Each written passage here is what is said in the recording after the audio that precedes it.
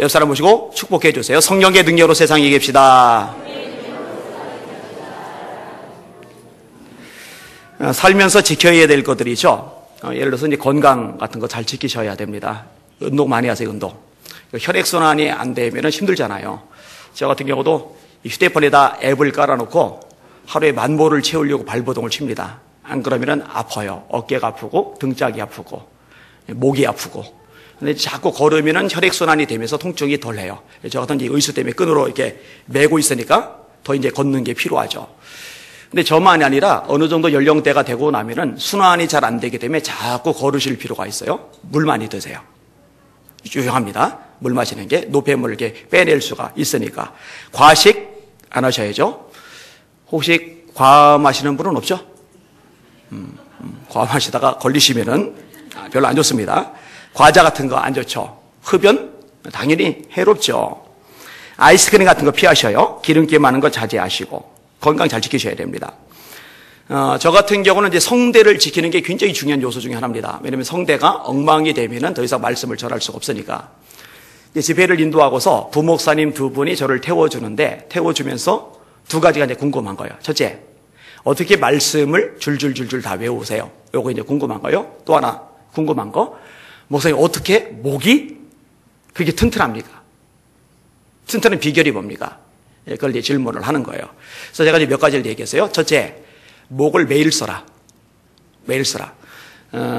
통성으로 기도하는 거 안 하다가 갑자기 통성으로 기도하면은요, 목 반드시 쉽니다. 쉴 수밖에 없어요.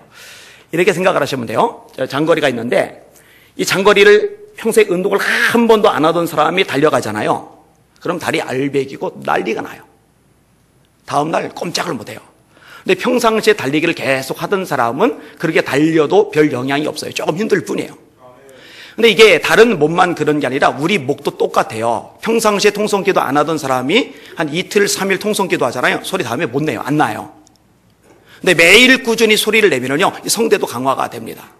그다음에 두 번째로 얘기한 거는 찬물 먹지 말고 따뜻한 물 마셔라. 여름철 되면은 시원한 물, 거기다 냉수에다가 그냥 얼음까지 동동동동 띄워서 들이키면은 속까지 후련하잖아요. 근데 그게 목에는 전혀 도움이 안 됩니다. 치명적이라고 봐도 좋습니다. 따뜻한 물, 너무 뜨거운 말고 따뜻한 물을 꾸준히 마시는 게 성대 보호하는데 훨씬 좋아요. 그 다음에 탄산음료 안 마시는 게 좋습니다. 이 목에 치명적입니다. 그리고 또 하나 좋은 방법이 뭐냐면은 저녁에 잘 때 덥더라도 목을 이렇게 감싸고 자는 거예요. 수건으로 감싸고 자든지 목 뒤로 감싸고 자든지 아니면 이불로 하고 자든지. 덥잖아요. 그래서 제가 배하고 다리는 이불을 걷어쳐요. 대신에 이불로 목만 덮고 자요. 모양새는 조금 우스울지 몰라도 성대 목소리를 지키는 데는 도움이 꽤 많이 됩니다. 자녀도 지켜야 될 대상이죠. 그렇죠. 자녀를 안 지키면은 잘못된 문화, 세상의 죄악된 흐름 속에 휩쓸려 갈 수밖에 없잖아요. 롯의 결정적인 잘못은 뭐냐면은 재산 나락한 게 아니고요. 자녀들을 타락한 소돔과 고모라 문화 속에 물들게 만든 거예요. 사실 그게 제일 잘못한 거예요. 그 딸들이 완전히 타락해버렸잖아요. 도대체 하나님을 섬기는 신앙인으로서는 상상할 수 없는 생각을 하고 그런 행동을 하게 되잖아요. 얼마나 안타까운 일입니까? 그러니까 어릴 때부터 좋은 습관이 되도록 가르쳐야 돼요.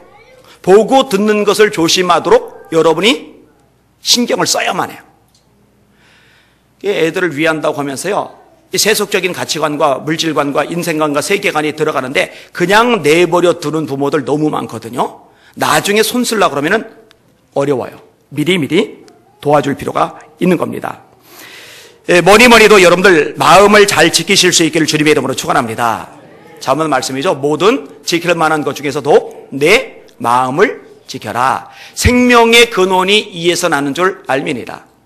하와가 에덴 동산을 거닐고 있는데 뱀이 나타났잖아요.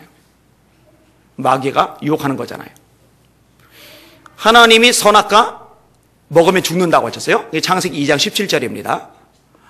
근데 처음부터 먹어도 안 죽어 이렇게 얘기를 끄집어내면은 반발감을 느낄 것 같으니까 이 머리가 잘 돌아가는 마귀가 엉뚱한 얘기를 끄집어낸 거예요. 상관없는 얘기를 끄집어낸 거예요. 하나님이 참으로 동산 나무의 모든 실과를 먹지 말라 하셨더냐. 선악과 얘기 꺼내지도 않아요. 다른 나무들 얘기 꺼내는 거예요.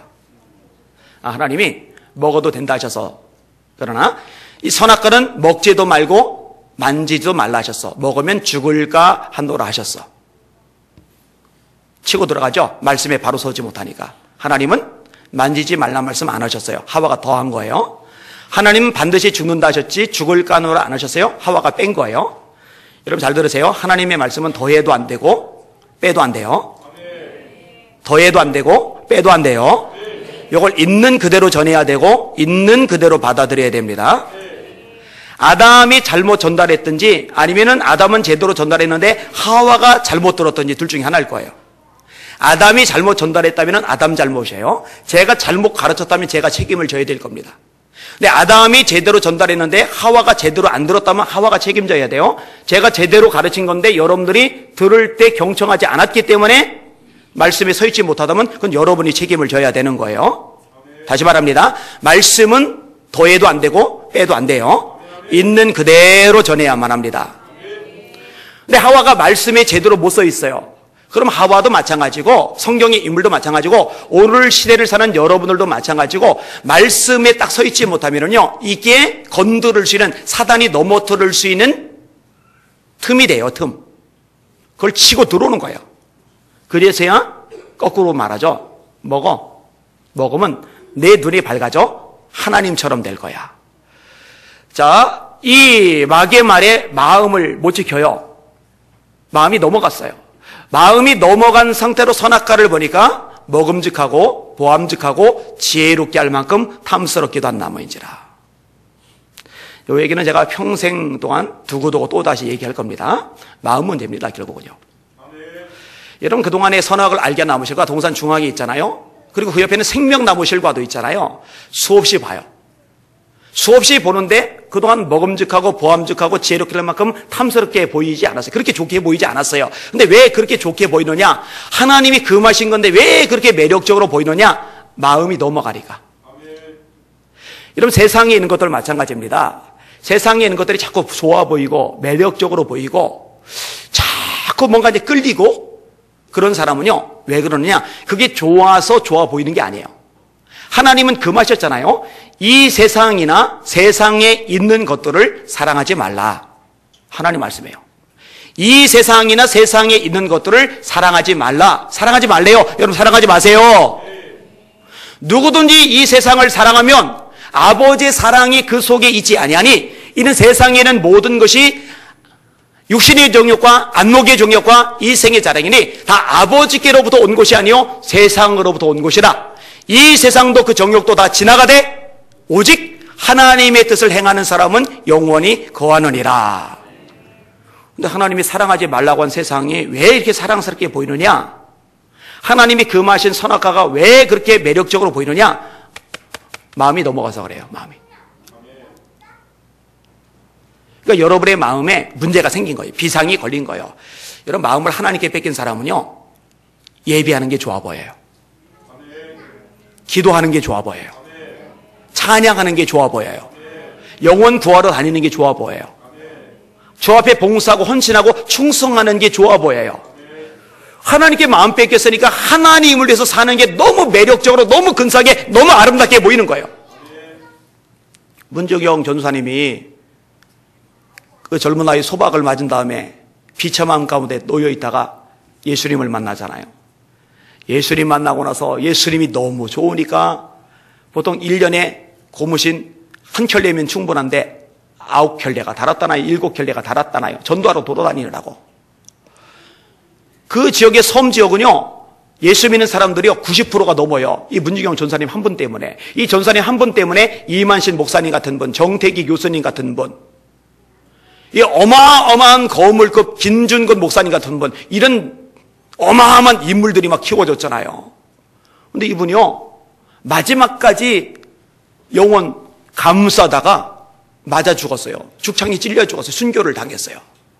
그러면 이게 야 비참하다, 참 불쌍하다, 안 됐다 생각이 됐는데 그 광경을 영상으로 보는데요, 와 너무너무 부러운 거 있죠. 너무너무 부러운 거 있죠. 야, 저렇게 주님만을 위해서 살다가 주님만을 위해서 인생 불사르다가 주님을 위해서 순교까지 하다니 참 멋있다, 참 아름답다. 근데 저 말고도요, 갔다 온 성도들이요, 그거 여운이 남아가지고 참 감동을 받아가지고 막 어쩔 줄 모르는 성도들 보여요. 왠지 아세요? 여러분, 세상 사람들 눈에는요, 그거 부럽지 않아요. 그렇게 맞아 주는 게 뭐가 부러워요?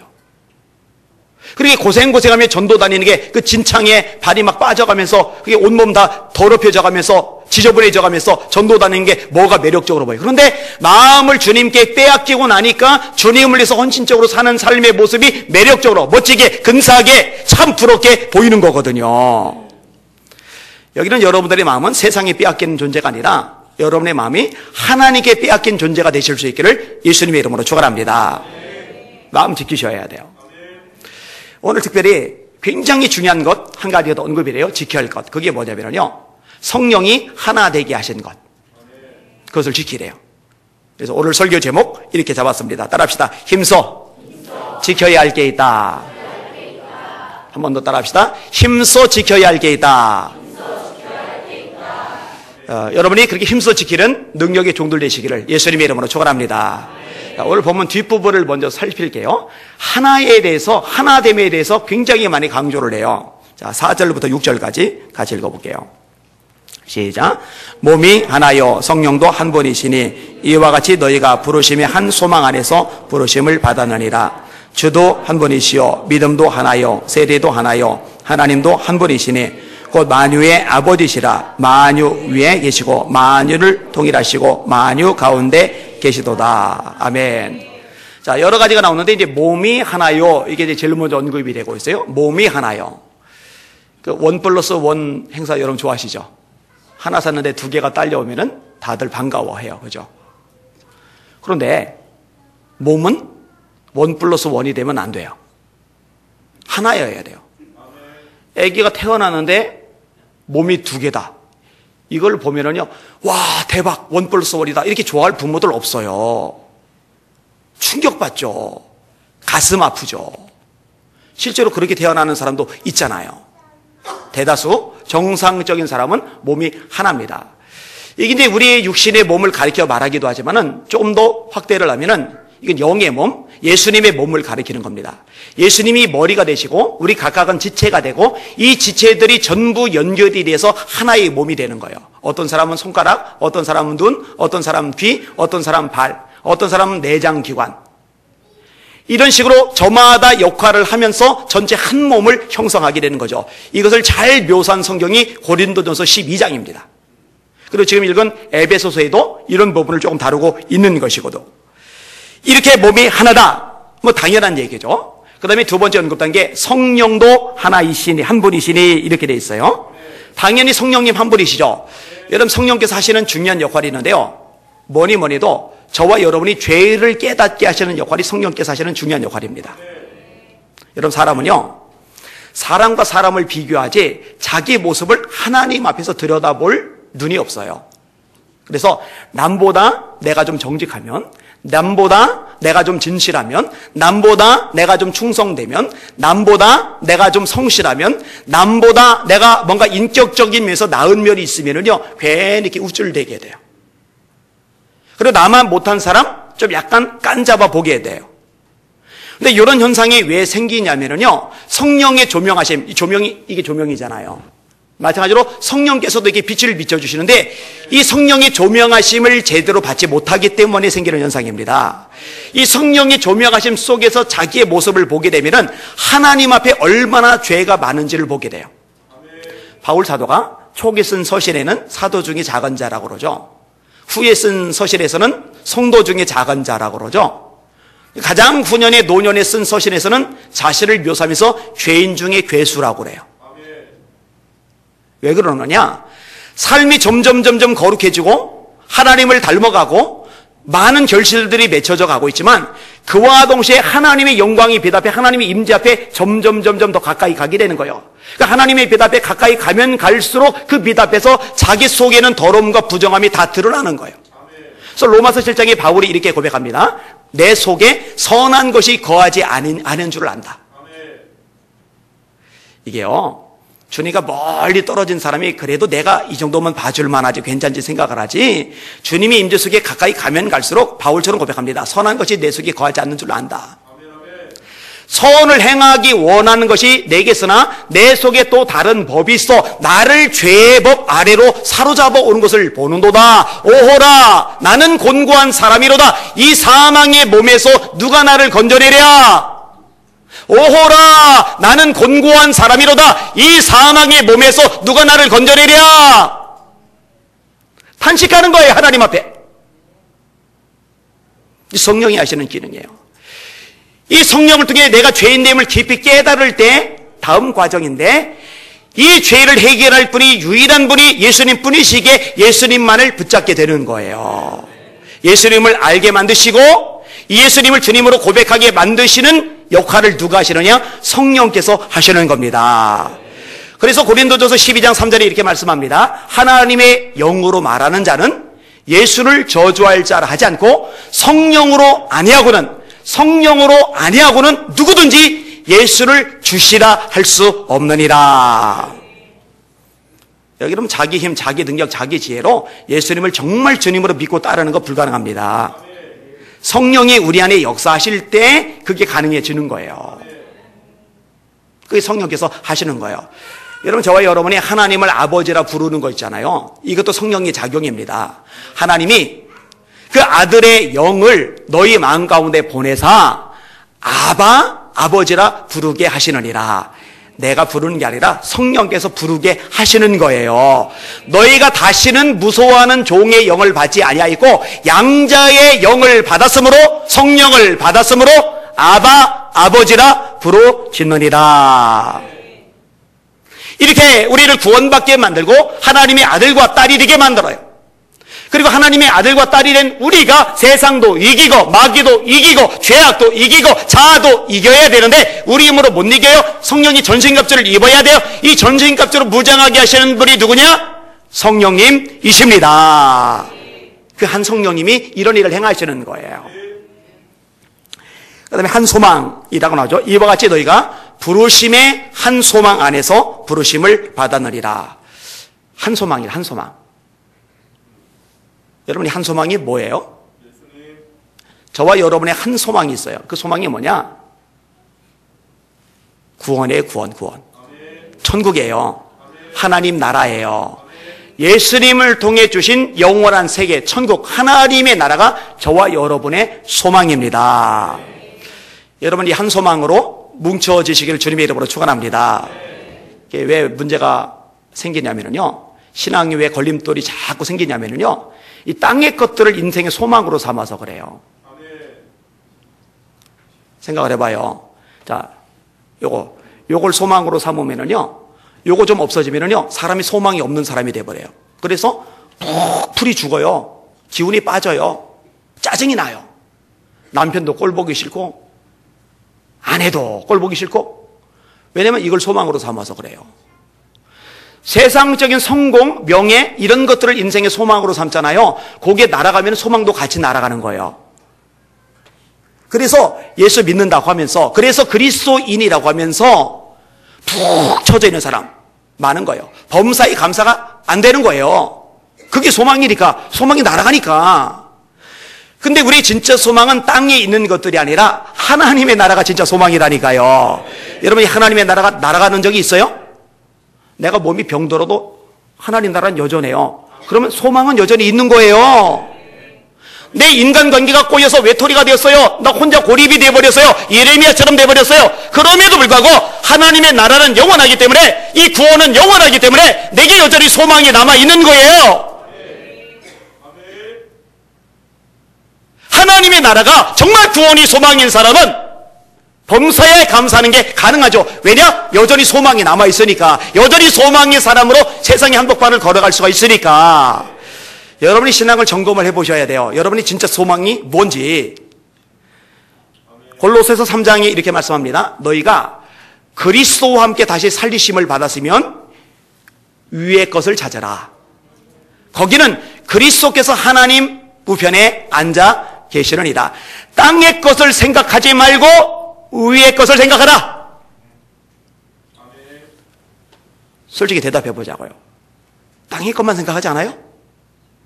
예수님은 무엇을 먹을까, 무엇을 마실까, 무엇을 입을까 염려하지 말아라 하는데 염려하지 말라고 한 것만 골라서 다 염려하고 살아요.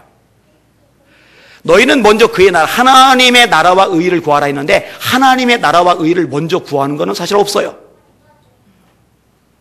그러니까 예수님의 말씀과 전혀 반대로 사는 사람들이 한국교회 바글바글해요. 그러니까 제자가 별로 없는 거죠. 다시 말합니다. 여러분의 소망은 땅의 것들이 아니에요. 저 위에 있어요. 땅의 것을 생각하지 말고 위의 것을 생각하시기를 바랍니다. 땅의 것을 구하지 말고 위의 것을 구하실 수 있기를 주님의 이름으로 축원합니다. 한 소망, 이것을 위해서 부르심을 받은 거거든요. 한 소망이요. 소망이 여러 개가 아니에요. 그 다음에 언급되는 게 주도 한 분이시요. 당연히 예수 그리스도는 한 분이시죠. 정신 나간 사람들이 있어요. 체게바라, 이 그리스도의 또 다른 모습이다. 전태일, 진보적인 성향을 가진 사람들 중에 이렇게 많은 사람이 있는데, 여러분 그거 이단이죠, 이단. 무슨 전태일이 그리스도고 체게바라가 그리스도입니까? 여러분 예수 그리스도는 한 분, 주님뿐입니다. 한 분이에요, 한 분.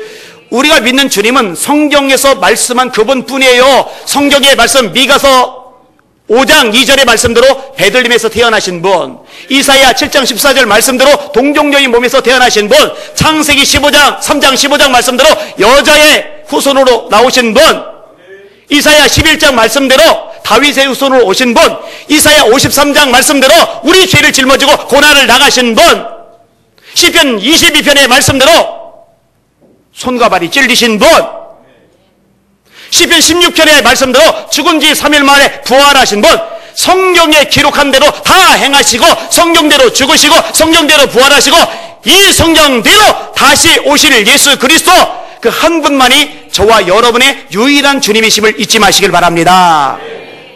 이 성경에 기록된 예수 그분밖에 없어요. 이제 마지막 남은 건 하나죠. 재림. 계시록 1장 7절 볼지어다 구름을 타고 오시리라. 각인의 눈이 그를 보겠고 그를 찌른 자도 볼 터이요 땅에는 모든 족속이 그를 인하여 예수를 인하여 애곡하리니 그리하리라. 세상이 단 줄 알았어요. 죽으면 한 줌의 흙으로 돌아가는 줄 알았어요. 잘 먹고 잘 사는 게 최고인 줄 알았어요. 알고 보니 예수님 재림과 동시에 지옥이 있어요, 심판이 있어요. 땅에 있는 모든 족속이 그를 인하여 애곡하리니 그리하리라. 아멘.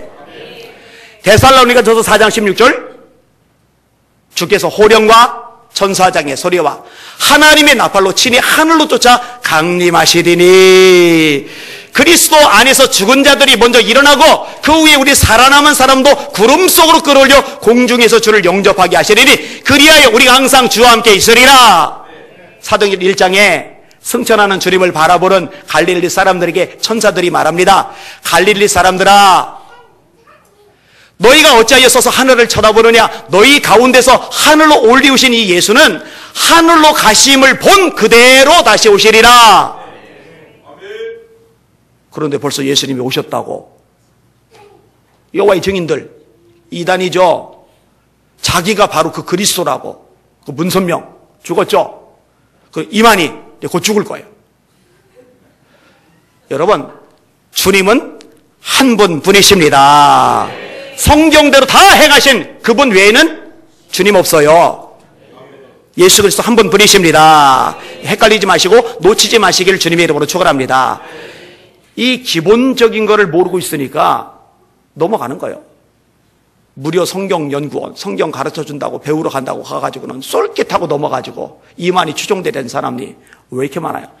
대전 쪽에 갔더니 대전에 신천지 본부가 있더라고요. 와, 10,000명이 넘어요. 10,000명, 그 교회. 참 불쌍한 영혼들이에요. 자, 이렇게 예수님이 한 분이시니까, 주님이 한 분이시니까 당연히 다음 구절, 믿음이 하나죠. 그 예수님 말고 다른 거 믿으면 안 되는 겁니다. 세례도 하나죠. 그 예수님의 이름으로 세례를 받는 거예요. 다른 이름으로 세례를 받으면 안 돼요. 힌두교권은 다신교 문화권입니다. 그래서 전도를 해요. 예수 믿으라고. 그럼 막 예수 믿겠다고 그래요. 예수 믿겠다고 한 게 그 예수 믿는 게 아니에요. 다른 신들도 믿고 거기다가 원 플러스 해가지고 예수님도 믿고. 여러분, 이거는 예수 믿는 게 아닙니다. 믿음은 하나입니다. 하나. 예수님을 믿는 믿음 하나만 유효합니다. 예수님도 믿고 절도 가고 예수 믿는 거 아니에요. 예수님도 믿고 오늘의 운세 뭘까 하고 신문에 나는 닭대니까 동쪽으로 가면 귀 만난다지, 나침반 가지고 동쪽 해서 괜히 승용차 말고 동쪽으로 가보고, 이 사람 예수 믿는 사람 아니에요. 예수님도 믿고 손꼽 보면서 내 손꼽 보니까 나는 오래 살 운세야, 이 사람 예수 믿는 사람 아니에요. 여호수아가 그런 말 하죠. 나와 내 집은 여호와만 섬기겠다.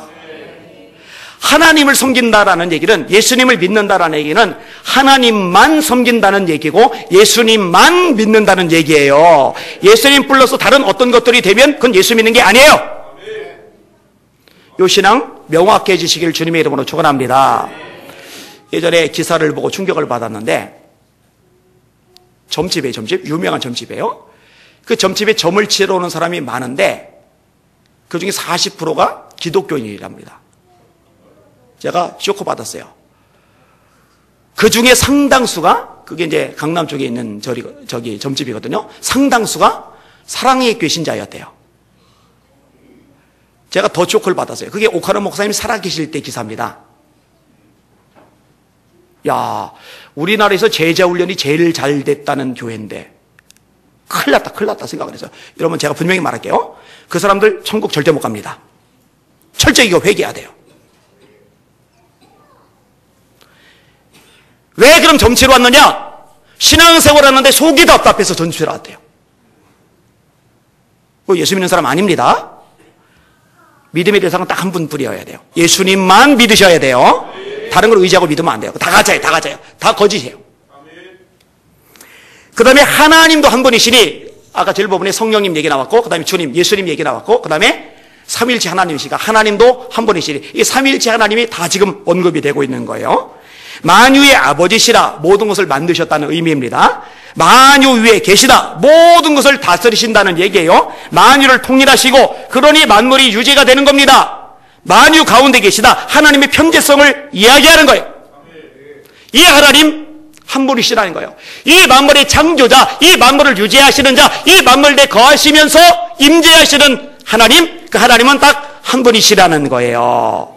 성령님 한 분, 몸 하나, 주님도 한 분, 믿음도 하나, 세례도 하나, 하나님도 한 분, 하나 계속 언급을 해요. 이 하나를 강조하고 있는 거예요. 자, 요 얘기를 제가 뒷부분에 있음에도 불구하고 먼저 다뤘어요. 자, 이제 앞부분을 읽습니다. 역시 하나됨을 이야기하는데, 자, 1절, 2절, 3절 같이 읽겠습니다. 시작. 그러므로 주 안에 갇힌 내가 너희를 권하노니 너희가 부르심을 받은 일에 합당하게 행하여 모든 겸손과 온유로 하고 오래 참음으로 사랑 가운데서 서로 용납하고 평안에 매는 줄로 성령이 하나 되게 하시는 것을 힘써 지키라. 아멘. 요 문맥을 좀 잘 보실 필요가 있는데요. 너희들 지금 하나가 안 됐는데 하나가 되도록 힘써, 이런 구조가 아니에요. 이미 하나예요. 성령께서 이미 하나가 되게 하셨어요. 하나가 된 것을 지키는데 힘써, 이렇게 문맥이 되고 있는 거예요. 자, 아까 한 몸이라고 그랬죠. 예수님이 머리가 되세요. 저와 여러분은 지체예요. 그래서 이 지체가 모여서 한 몸을 형성을 했어요. 이미 하나가 됐어요.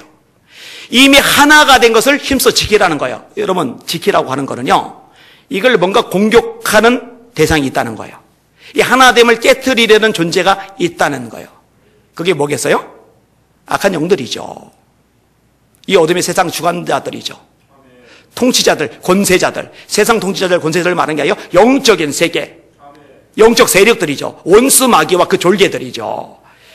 이게 끊임없이 균열을 시키려고, 하나 되지 못하게 하려고 공격을 해요. 이유가 있어요. 이 교회 공동체는요, 하나가 안 되면 부흥은 절대 안 됩니다. 하나가 안 되면 성령께서 강하게 역사하시는 통로가 막힙니다. 하나가 안 되면 하나님의 축복들이 날아갑니다. 하나가 안 되면 영적 손실과 타격이 너무 커요. 이거를 마귀가 알아요. 너무 잘 알아요. 교회 하나만 작사를 내면 이 공동체 안에 들어있는 성도들 인생 자체가 같이 다 허물어진다는 거 이걸 너무너무 잘 알아요. 그래서 끝없이 이 교회 속에 들어와 이간질하고 분열케 하고 나뉘게 하고 싸우게 하고 미워하게 하고 증오하게 하고 용서하지 못하게 만들어요. 이런 공격이 있기 때문에 성령이 하나 되게 하신 것, 이미 하나 되게 하신 것, 이것을 힘써 지키라고 말씀하고 계시는 겁니다. 여러분, 힘써 지킵시다. 힘써 지킵시다. 근데 이렇게 힘써 지키는 인격적인 요소들이 오늘 본문에 언급이 돼요. 처음에 뭐가 나오느냐? 모든 겸손. 모든 겸손. 자, 생각해 봅시다. 교만한 사람들이 많은 데가 균열이 생길까요? 겸손한 사람들이 많은 데가 균열이 생길까요? 이거는 뭐 얘기할 필요가 없어요. 여러분 겸손하셔요? 겸손? 빌립보서 2장이죠? 따라합시다. 자기보다 남을 낮게 여기고, 제가 발음을 잘 쓰라고 그랬어요. 받침을. 지읒이 아니에요. 자기보다 남을 낮게 여기고, 지읒은 낮게 여기고, 자기보다 남을 시옷이에요. 낮게 여기고. 제가 계속 반복하는 얘기는 귀담아 한번 들으시라고 그랬죠. 죄다 나만 못한 것들 이렇게 보이는 사람은요, 신앙 지금 완전히 엉망인 사람이에요. 신앙이 성숙해질수록요, 전부 다 나보다 훌륭한 사람들이 많이 보여요. 어때요? 여러분들 눈에는 죄다 여러분만 못한 것들만 보입니까? 아니면 죄다 여러분보다 훌륭한 사람들이 주로 보입니까? 예수님의 성품이 뭐예요? 나는 마음이 온유하고 겸손하니. 그는 겸손하여 멍에 매는 짐승의 새끼 곧 나귀 새끼를 탔도다. 예수님의 성품이에요. 겸손한. 한 젊은 청년이 존경받는 선교사인 로버트 모리슨 박사하고 동역하기를 원해서 선교사 지원을 했어요. 근데 선교 당국에서요, 기분 나쁜 평가를 내리는 거예요. 당신은 선교사로서 동역할 만한 자질이 좀 안 되는 것 같습니다. 그러니 그 모리슨 선교사님의 종로로 타려면은 뭐 그렇게 따라가는 걸 허락해 주겠습니다. 기분 나쁘죠?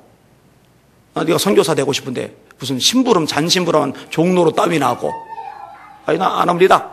할 만한데, 아니 하나님의 복음을 전하는 선교사님의 종로로시면 그것도 영광스럽죠. 그러더니 종로로 따라하는 거예요. 교만할 것 같으면요, 둘 사이 충돌이 생길 겁니다. 그런데요, 다 순종해요. 이분이 누구냐? 후에 가장 뛰어난 선교사로 꼽히는 밀튼 선교사님 이야기입니다. 나 같은 인재가 왜 이런 일 따위를 해야 돼? 그러면 골치 아파지죠. 근데 겸손한 거예요. 겸손. 여러분 겸손하시길 바랍니다. 그 다음에 온유하고 라고 말합니다. 온유. 역시 예수님의 성품이죠. 나는 마음이 온유하고 겸손하니. 여러분, 예수님처럼 억울한 일을 많이 겪으신 분 있어요, 없어요? 예수님처럼 분통 터질 일을 많이 겪으신 분 있어요, 없어요? 예수님처럼 매 그렇게 심하게 맞으시고 처참하게 죽임 당하신 분 있어요, 없어요? 그럼 예수님이, 야, 이 새끼들아, 내가 누군지 알고 나 니들 만든 창조자인데 나한테 이런 짓들 해! 막 흥분하고 막 소리 지르고 이런 적 있어요, 없어요? 이사야 말씀이죠. 털 깎는 자 앞에 잠잠한 어린 양과 같이 그 입을 열지 아니하였으며, 털 깎는 자 앞에 잠잠한 어린 양같이 그 입을 열지 아니하였으며, 잠잠하신 거예요. 입을 다무시는 거예요. 온유하셔서 그 목소리를 들리지 아니하며. 온유는 팔복 중에 하나죠. 세 번째 항복, 온유한 자는 복이 나니 저희가 땅을 기업으로 얻을 것이며. 이 온유는 9가지 성령의 열매 중에 하나죠. 사랑, 희락, 화평, 인내, 자비, 양선, 충성, 온유. 제가 재미나는 글을 하나 읽었어요. 지구에서 가장 장수하는 마을이 일본에 있는 게 아니라 히말라야에 있어요. 훈자 마을. 평균 수명 120. 그러면 우리 윤장노님 같은 경우 지금 절반 사신 거예요, 절반. 앞으로 절반 남으셨어요. 평균 수명 120. 그런데 어떤 분이 이 마을 사람과 모세의 공통점을 찾았더라고요. 재밌어요. 1. 일용할 양식으로 만족하며 욕심을 부리지 않는다. 이 혼족 사람들 특징이랍니다. 혼자 사람들. 근데 모세도 그랬죠. 2. 물을 반석에서 빼내 마셨다. 이 반석에서 나오는 물. 그 물이 아주 맑고 깨끗하다면서요. 그래서 심층 반석에서 캐낸 물 해가지고 이렇게 광고를 내기도 하잖아요. 모세도 물이 반석에서 나온 물. 3번째, 걸어 다녔다. 이 혼자 마을은 자동차가 없는 마을이랍니다. 다 걸어 다닌대요. 모세 40년간 광야를 걸어 다녔잖아요. 그죠? 모세도 120년 살았잖아요. 그래서 이제 이렇게 재미나게 비교하는 거예요. 그 다음에 4번째 항목이 뭐냐? 온유랍니다. 온유. 이 혼자 마을 사람들의 특징이 그렇게 온유하대요. 왁! 하는 게 없대요. 혈기 부리지 않는 거예요. 근데 모세가 온유하죠. 모세는 온유함이 지면 위에 있는 모든 사람보다 승한지라. 사실은 원래부터 모세가 온유했던 건 절대 아닙니다. 모세 혈기 많던 사람입니다. 그죠? 40세 무렵에 사람 하나 쳐 죽였잖아요. 근데 광야에서 40년간 고생을 하면서 그 성품이 다듬어진 거예요. 그 다듬어진 것 때문에 하나님이 쓰실 만한 때가 된 거죠.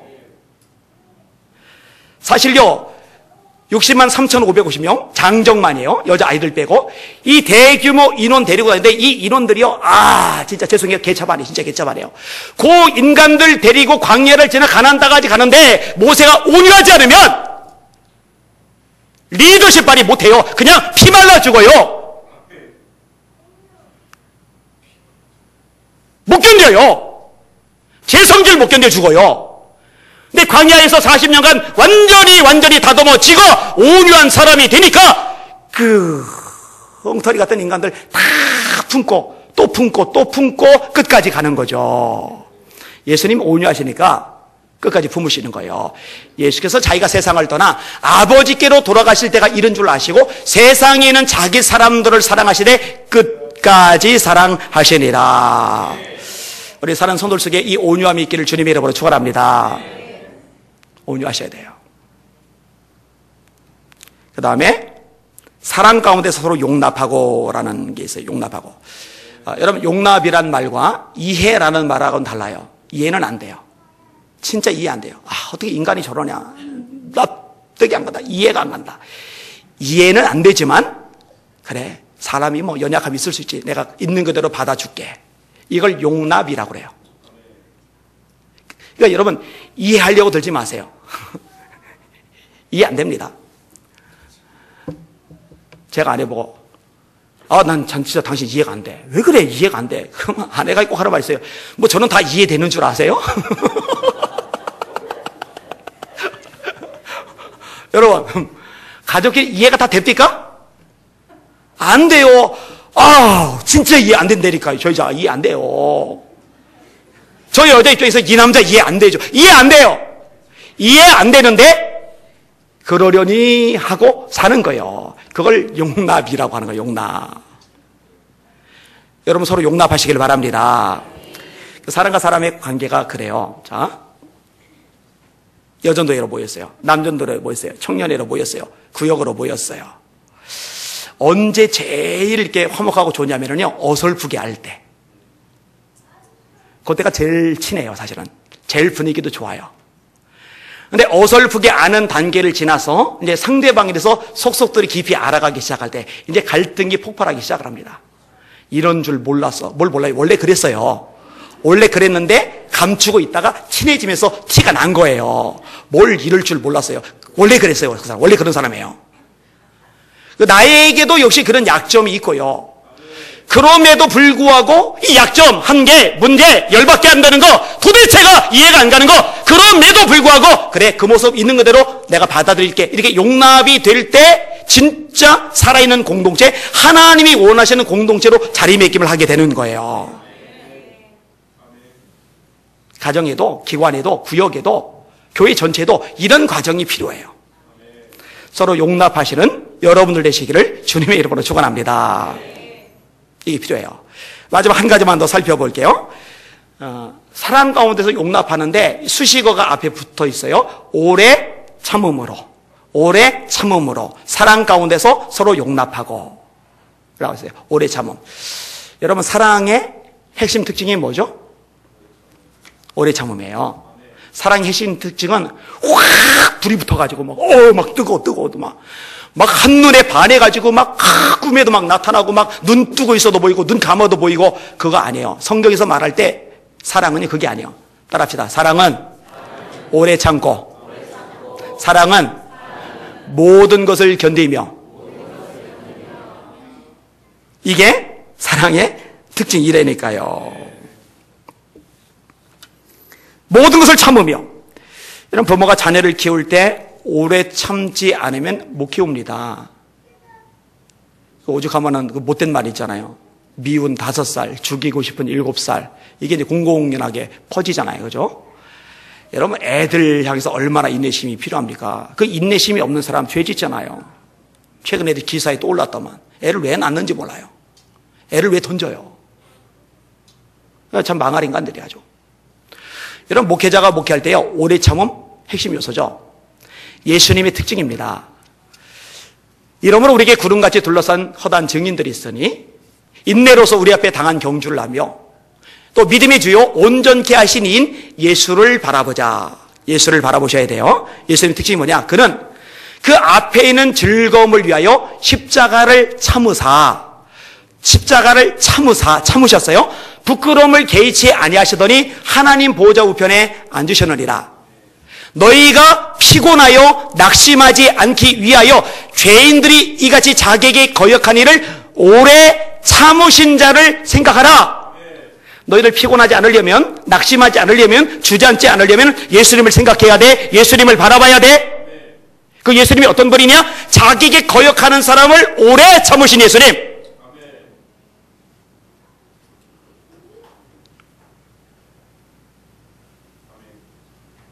그 예수님만 바라보시길 바랍니다. 그 예수님만 바라보시길 바랍니다. 그 예수님 보셔야 돼요. 그거 외에는 방법이 없어요. 말씀을 정리하겠습니다. 앞에서 말한 자세들 제가 4가지를 말씀을 드렸어요. 따라합시다. 겸손, 온유, 용납, 오래 참음. 다시 겸손, 온유, 용납, 오래 참음. 요 4가지, 요것이 바탕이 된 상태로 성령께서 하나 되게 하신 것을 힘써 지켜가는 겁니다. 자, 겸손하면 하나 된 거 지킬 수 있죠. 온유하면 하나 된 거 지킬 수 있죠. 용납하면 하나 된 거 지킬 수 있죠. 오래 참으면 하나 된 거 지킬 수 있죠. 여기에 마지막 한 가지 추가를 하면은 하나됨이 유지되기 위한 기도. 요한복음 17장에 예수님이 그 기도를 가장 강조해서 하셨어요.